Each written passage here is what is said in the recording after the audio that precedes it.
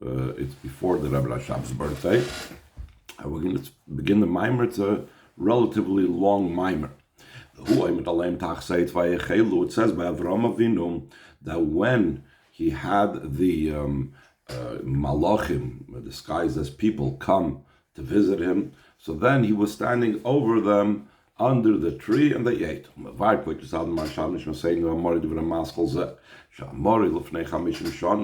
Rashab explains in the mimer titled by his very same pasuk that he said 50 years before Tafshin Yid Gimel, that means in Tafresh Samach Gimel, 82 instead of 19, 1812 instead of when the Bible was said by 1952 by the Rebbe, not 1912. We need to understand the connection of these two ideas. Of Avraham Avinu standing to the eating of the malachim. Choled Alehem, that when Avraham Avinu stood over them, only then did the malachim eat. The correlation between the two statements in the pasuk seems to indicate that one was dependent upon the other. Concerning where it says they ate, there's two explanations that the Chazal give about it. One explanation is that the malachim, they were not malachim. They were not human beings. They couldn't eat. They only appeared as if they ate. And so too, the medrash actually derives from this a certain a good custom. If you went into a city, you should act in the manner of the city. And how do you see this? You see this from the malachim. It says that Avraham Avinu stood over them under the tree and they ate. Did they eat the malachim? They appeared as if they were eating. This is what it means that they acted in the manner, since they came down to the physical world, they acted in the manner how we act in our physical world. But it doesn't mean that they actually ate it. That's what comes out from the medrash. The same thing, the medrash derives that when we come to a certain place, we should act in the manner of that particular place. Another explanation is line 14, that they actually ate. Parshas Toldos, like it's seen from the Zohar on Parshas Toldos. He brings the same idea that when you enter a city, you should act in the customs of the city. The Zohar doesn't conclude with the words, did they eat? No, they only appeared as if they were eating. So therefore, from the fact that the Zohar leaves out that crucial addition that the Medrash does say, the indication over there from the Zohar is that they actually ate. The Madam in Yinzeh, he likens this idea of the malachim eating. How is it possible? How can a malach eat? The malach shahoyim is abekim Yaakov, with the malach that wrestled with Yaakov shahoyim beguf gashmi midalad yisoides gashmim, that the malach that wrestled with Yaakov, even though he was a malach, still in all he came down in a physical body made up of the four physical elements of fire, wind, water, and air. Fire, wind, water, and earth. And that's why there was a possibility for him to wrestle with him. If he wouldn't been clothed in a physical body, the malach, he wouldn't have been able to wrestle. So just like the malach over there was wrestling with Yaakov in a physical body, the same thing concerning this. The Zohar brings what the malachim ate by Avram. What's the comparison? So obviously the Zohar is indicating that the malachim took on a physical body that you could do physical activities with. From this is indicated that there was actually eating. We need to understand the connection of the matters of the malachim standing, Avram Avinu standing over them to the eating of the malachim in both explanations, whether the explanation is that the Malachim only looked like they were eating, or that they were actually eating, what is Avram Avinu's standing help or had to do with their either appearing to eat or actually eating? Another question that Rebbe asked, in Klolos Inyan Achilles Malachim, top of the second page. We also have to understand the general idea of the eating of the Malachim. The Mashmash is a Maila Gedoyla Sheniflates al Malachim. علیهم. It seems to be indicated that the Malachim actually attained a greater level because he was standing over them. We need to understand what was the advantage in this that they attained. And because of that he was standing over them, they were able to attain this Maila and this great level. Oisbeis. This will be prefaced what it says concerning the Karbonis. It says, V'im hei ochel ye ochel. If eat, it shall be eaten, which is a double expression for the idea of eating. So the Chazal derive from this that the Karbonis in general has two types and two levels of eating. The Chazal said, the pasuk is talking about two types of and levels of eating.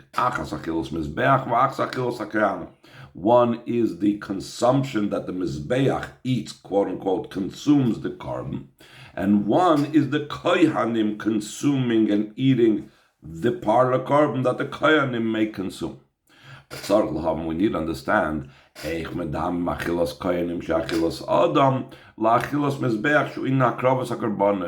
how do we compare? If eat, it should be eaten. It seems to be in the same category, the eating of the Kohanim and the eating of the Mizbeach. How can the eating of the Mizbeach, that's the idea of the carbon being sacrificed, how can a human being's eating Kohanim, fine, but how can it be compared to the being consumed by the Mizbeach, the Akravas HaKarbon? Even more, it's not understood. We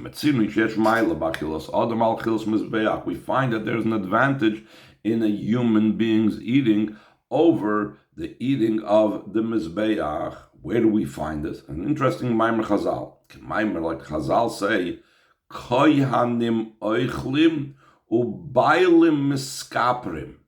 The Kohanim would consume the Karbonis, and once they consume the Karbonis, or because they consume the Karbonis, now the owner of the carbon, the one who brought the carbon, is atoned.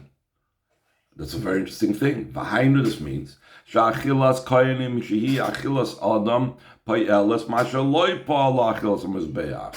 That the eating of the kohanim, which is a human being eating, affects and causes something that the consumption of the Mizbeach does not affect. How could that be? The Einam, it's not understood. What does it mean when it's talking about the eating of the Mizbeach, the consuming of the Mizbeach? That's the offering of the carbon. Shalza Amru, concerning this, the Chazal say, Raza the Karbana Oila ad Raza de Insof. The mystery of the Karbonis, the secrets of the Karbonis, the deep idea of the Karbonis reaches to the depth and the mystery of the Ein Sof. If it reaches so high, how is it possible to say that the eating of a human being, true, a kohen, but how can the eating of a human being will be even higher than the offering of the Karbonis? And this lashon of the Zohar, Raza the Korban Oilad, Raza the Ein Sof, is going to be brought down a few times during the Maimer in a questioning manner and so on. Oiskin, the Indian explanation of this matter is the Indian Karbonis. What is the whole idea of a carbon? They offered a physical animal upon the Mizbeach, and that physical animal becomes consumed and subsumed in the fire of above.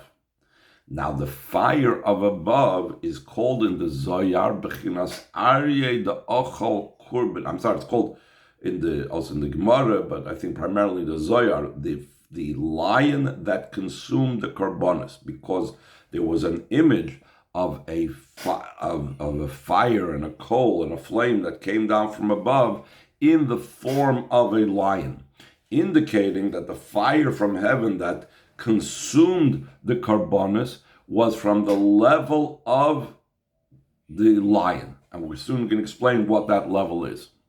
Vahainu. So the Rebbe is going to talk about level by level. There were a few levels that the karbonis had to go through in its path of aliyah from the physical world to the highest spiritual levels.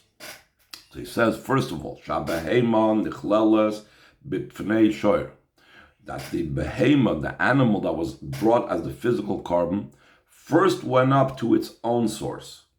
Animals upon the Mizbeach was from the oxen family. So therefore, its source, its spiritual source, where did the nefesh of the behema come from? It came from the oxen face in the divine chariot. That was phase 1, stop 1, level 1 that it became consumed in. And then, once it got to that level, Vaidei pnei shoyer, he nichleles b'fnei aryeh. Through the going up to the oxen face, then it could go up to a higher level, to the lion's face. The oxen's face was on the left, showing on more constricted level, more having to do with gvura. The lion's face was on the right, showing more on might of chesed, revelation, and so on.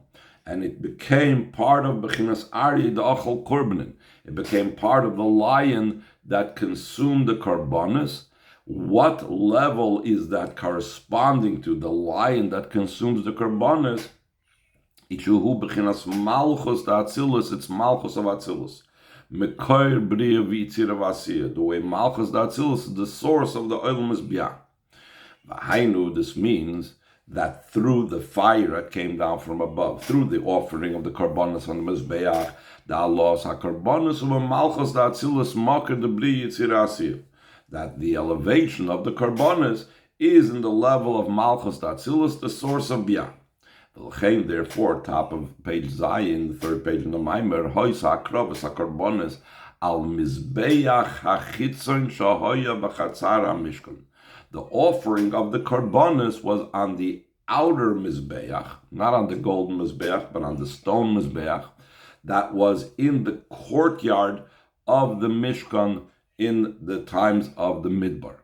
And now he's going to use interchangeably the different locations that the Mishkan had in the Midbar, and use right along with it, instead of interchangeably, but right along with it, he's also going to enumerate those locations in the Beis Hamikdash. He's going to say it like side by side. In the Beis Hamikdash, and so too in the Mishkan, there were 3, if you will, rooms that were there. First of all, there was Kodesh HaKadoshim. That was in both. Then there was Oyel Moyed, which was corresponding to the Heichel. There was the tent of meeting, which corresponded to the area outside of the Kodesh HaKadoshim, known as the Heichel in the Beis HaMikdash. And then V'chatzar Oyel Moyed, and then there was the courtyard of the Oyel Moyed, which he doesn't mention over here right now, corresponds to in the Beis HaMikdash. It was the Azara. And the Mizbeach HaChitzon, the outer Mizbeach, was, when it came to the Mishkan, was located in the courtyard of the Oyel Moed, as well as in the Beis HaMikdash, it was located in the Azara. What is the significance of these 3 levels that we find both in the Mishkan and the Beis HaMikdash? Keneged Tlas Almin. These correspond to 3 worlds. Now, 3 worlds, he doesn't mean specific worlds, but 3 general divisions in the Seder Ishtalshlus. Shem Gimel Madreges Klolis. These are 3 general levels. One level is the highest level, Olam Ein Sof Shalifnei Atzilus, as we'll soon explain what level that corresponds to down here. the worlds of the Ein Sof that are higher than Atzilus. Level 2, Olam Atzilus, the world of Atzilus itself. And the third division is Olam Bri Yitzira Asiya, the worlds of Bri Yitzira and Asiya. The Holy of Holies, the place where the Aron was, that is corresponding to the worlds of the Ein Sof, that's higher than Atzilus. The Oyel Moyed and the Beis HaMikdash was known as the Heichal. That was where the all the Kalim was. For example, the Mizbeach HaPnimi, the golden Mizbeach of the Ketores, the Menorah, the Shulchan, and so on. That corresponds to the world of Atzilus. V'Azor v'Chatzara Mishkan, the courtyard of the Mishkan, as well as the Azor of the Beis HaMikdash. And Neged Oilmas Bri Yitzira Asiya. These correspond to the three worlds of Bri Yitzira Asiya. Now, going back to what he brought initially, where was the offering of karbanos from animals? Ketores was a different thing. That was in the golden mizbeach. But on the stone mizbeach, that was the primary mizbeach for the karbanos. V'akravas ha-karbanos yal mizbeach ha-chitzon b'chatzar ha-mishkan. The offering of the karbanos was on the external mizbeach, the outer mizbeach, in the courtyard of the Mishkan, in the Azara of the Beis HaMikdash. How come? What is that location's significance? The Mizbeach, Bechinas Malchus. Mizbeach is brought down of all the Kalim of the Mishkan. Each one corresponds to different spheres. The level of the Mizbeach, the outer Mizbeach, that is the level of Malchus. Umekoima, and its location is Bechatzar HaMishkan, in the courtyard of the Mishkan, which we said the courtyard of the Mishkan is Bia. What's Malchus's, the Atzilus' relationship with Bia? So he says, we're talking here about Malchus, the Mizbeach, the way it's in the Chatzar HaMishkan, the way it's already a makir for Bri Yitzira Asiya, like we have another one, Bodim, Ragla, Yordis Mavis, Malchus descends into Bia. There's a level of Malchus that's aloof, that transcends Bia. But then there's a level of Malchus that's connecting and bringing down Atzilus into Bia. So that's why the Mizbeach, which is Malchus Atzilus, is located in the Chatzar HaMishkan, in the level of that corresponds to Bia. So now going back to what we said before, that when we bring the Karbanos on Mizbeach, it becomes part of the Pnei Shoyer, and then goes up to the level of the Pnei Aryeh, which is Malchus Atzilus. So this fits in together in line 14. That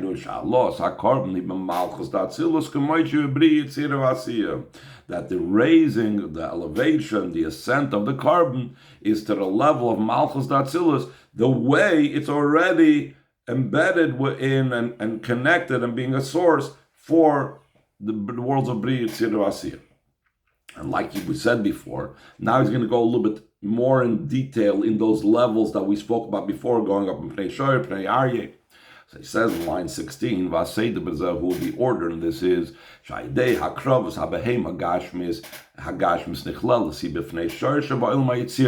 first, through offering the physical behema, it becomes elevated into the oxen phase. The oxen phase of the Merkava is located in the world of Yitzira. Then, by the achilas hachayis the Yitzira, the malachim that are called chayis in the world of Yitzira, exemplified by the animal face on the Merkava Elyono, the Pnei Shoyer, they are consuming the karbanos. They are consuming this animal that we are bringing on the Mizbeach. So now it rises up from the world of Yitzira to the world of Bria. And through becoming refined in the world of Bria, for example, like when a person eats food and they digest it, so it becomes refined, and the nutrients are now becoming, instead of being just meat and blood and meat and whatever else that he's consuming, it now becomes refined and becomes part of his own body and part of his own energy. The same thing, the refinement of this going up from the world of Yitzira to the world of Bria, and then further in the world of Bria becomes more refined.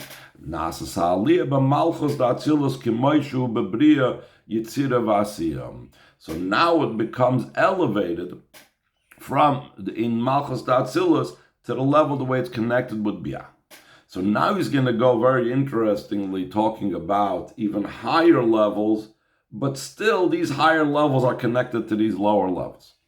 So he explains now in line 22. The concept behind this is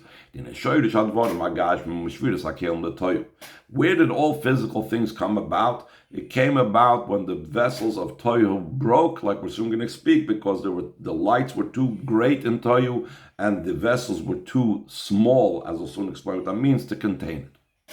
That caused the breaking of the vessels.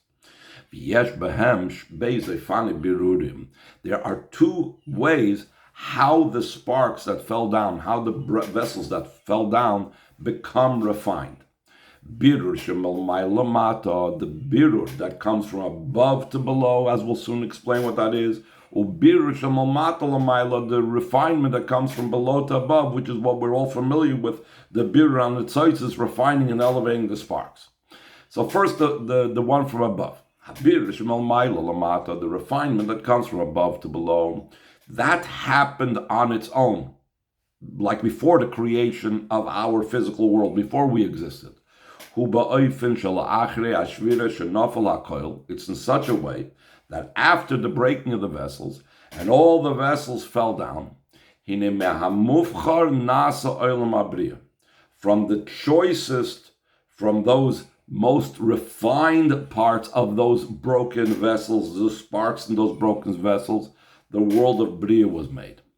And now, so what happened with the rest? You choose some of it. What happens with the rest? The rest falls down to the world of Yitzir.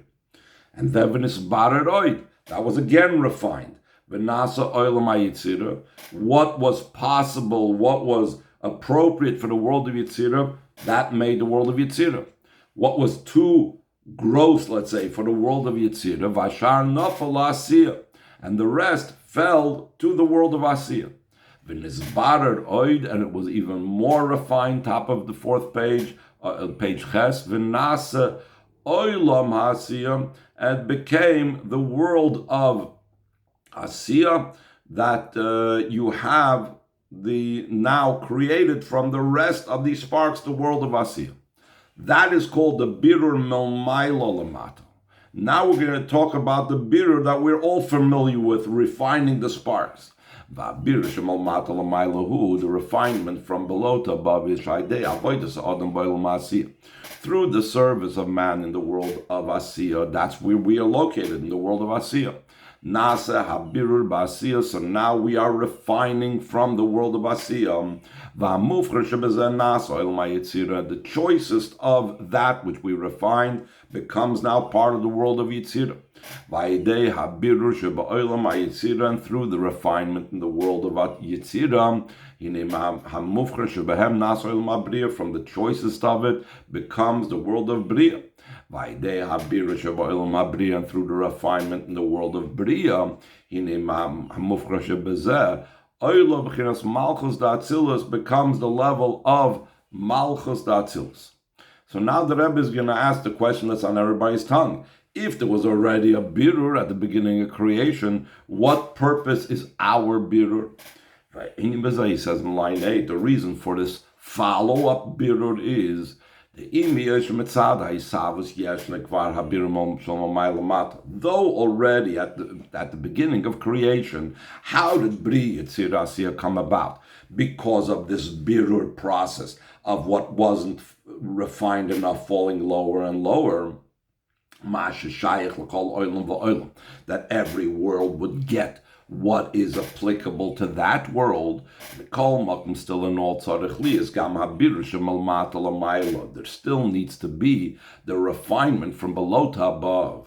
Because the refinement from above to below is only in the inner levels of the worlds. But the external part of the worlds were not refined. V'lachein tzarich liyos habirur hasheni shalom mata l'mayla. Therefore, there has to be a second refinement process that comes from below to above. Kidei levarer gam es chitzonius ha'olam, to refine also the external part of the world. And as we're going to go on the mimer, we're going to explain that this is what the purpose of the karbonis is, to refine the external part of the world.